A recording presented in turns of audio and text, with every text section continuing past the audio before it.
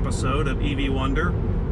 Today's episode, I'm going to clear up something. I get a question a lot of times from people wondering what would happen to my car if the computer died.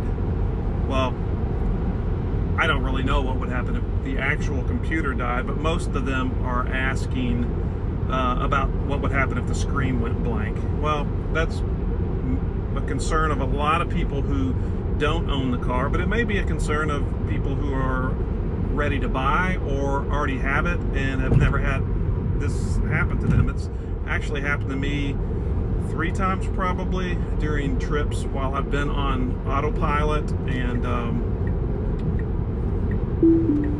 it's a legitimate concern of anyone, obviously. But really, the quick answer is nothing, except for you lose some of your radio and stereo capabilities. You can't hear your turn signals, although they are still working. You can't hear them, but and everything else it works fine. It's built-in redundancy into the car, so there's really no concern about it. But I'm going to reboot my screen shortly and kind of show you what happens. I'll add a little bonus thing that I discovered too about what happens to the car in autopilot if you remove your seatbelt.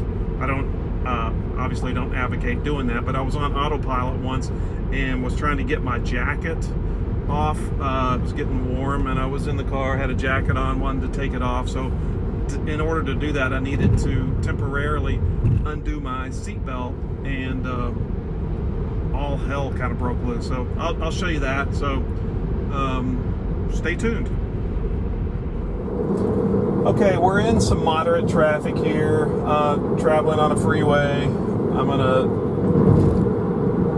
going to reset the screen, and we're going to see just what will happen as far as lane changes and so forth. So I'm going to reset it now.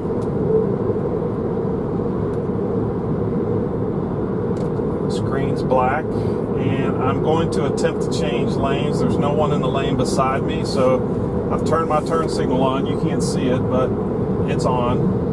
Moved me over, did all the usual moves that it's supposed to as far as checking for my blind spot and stuff, and moved me back over. So as you see, it works fine in the reset position. No problems at all. Again, you can't hear the turn signal, but I can assure you it's working. I've tested it at night, and I can actually see the signal flashing. So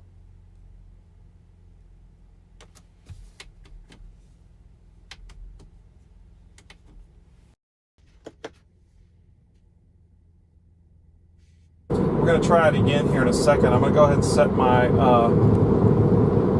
navigate to get me off the freeway automatically. So I'm going to do another reset. When we get really close to the ramp that I'm going to get off on, we'll do a reset there, and I'll see if it takes me off the freeway like it's supposed to. So stand by for that. One other thing I want to show you real quick. I'm going to show you 2 things actually. I'm going to show you something with the seatbelt, and then I'm going to show you what happens on Navigate by Autopilot. Will that work? We shall find out. So I was on a trip recently, and I have Autopilot on, Navigate by Autopilot on, I think.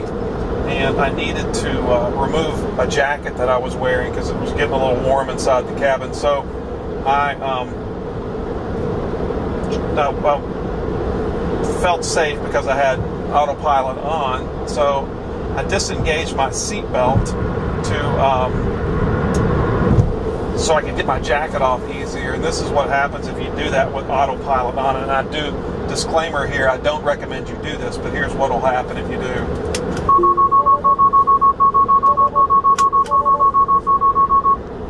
Yeah, all hell breaks loose. It makes you grab the wheel, makes you, it says cruise control speed reduced. So don't do that. Don't remove your seatbelt ever while you're driving, but if you do, that's what's going to happen. So next I'll show you what happens on enhanced autopilot with the screen reboot. So stay tuned for that. Okay, we're approaching the ramp that I'm going to get off on. So I'm going to go ahead and reset if this guy beside me doesn't hit me first. And, Jesus, buddy. Alright, here we go.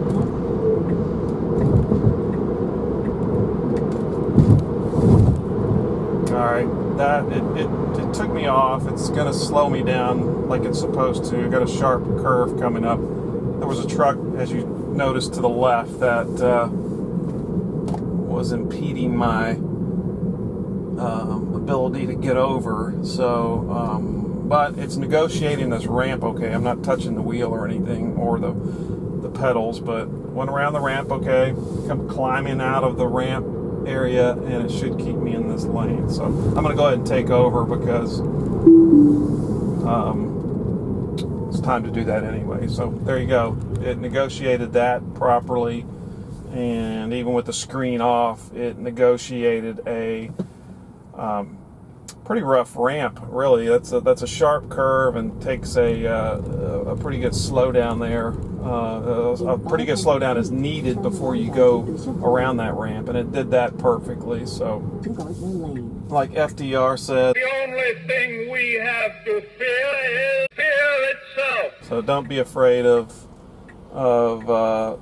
screen blackouts when they happen. There's the redundancy built in, so you don't have to worry about the car itself going to sleep. It actually still negotiates what you've asked it to do. So there you go. Hope you liked the video. If you did like it, give it a thumbs up, subscribe to my channel, and I will post a link for my referral code. I would appreciate it if you would use that if you're purchasing a new Tesla of any model, and get yourself some free supercharging and give me a little bit too. So thanks a lot. Stay tuned.